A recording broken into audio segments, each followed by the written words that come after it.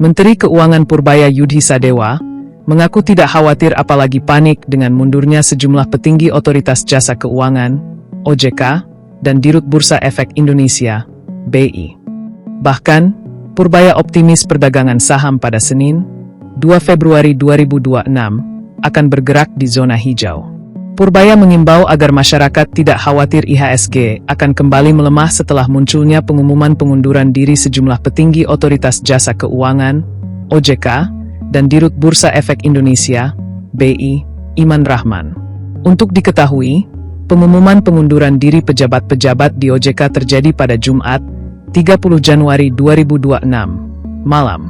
Keputusan tersebut dilakukan menyusul pengunduran diri Direktur Utama PT Bursa Efek Indonesia, BI, Iman Rahman pada pagi harinya.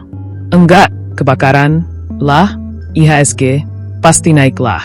Pasti naik, ujarnya saat ditemui di Wisma Danantara, Jakarta, Sabtu, 31 Januari 2026. Kendati demikian, Purbaya tidak menutup kemungkinan IHSG dapat dibuka berbalik ke zona merah pada perdagangan Senin.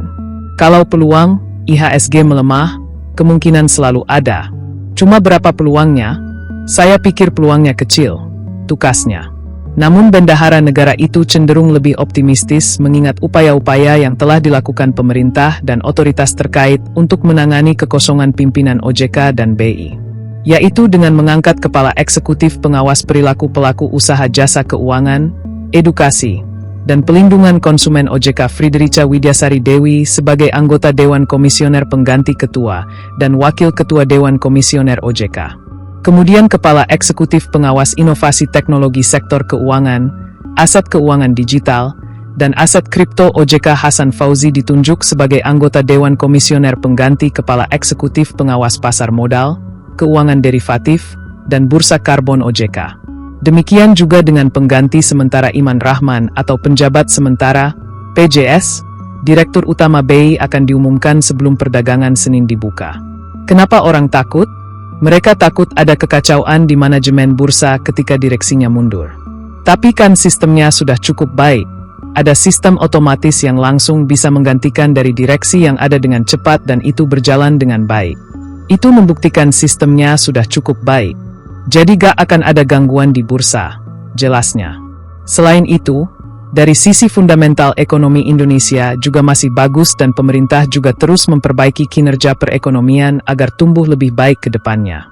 Pada tahun ini, Purbaya juga menargetkan pertumbuhan ekonomi bisa mencapai 6% atau di atas asumsi dasar yang dipatok di APBN 2026 sebesar 5,4%.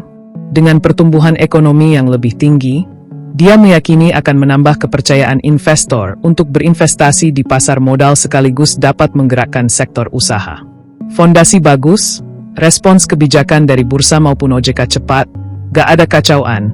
Harusnya ini akan merupakan modal yang kuat sekali untuk tumbuh lebih kencang. Tuturnya, dilansir dari kompas.com.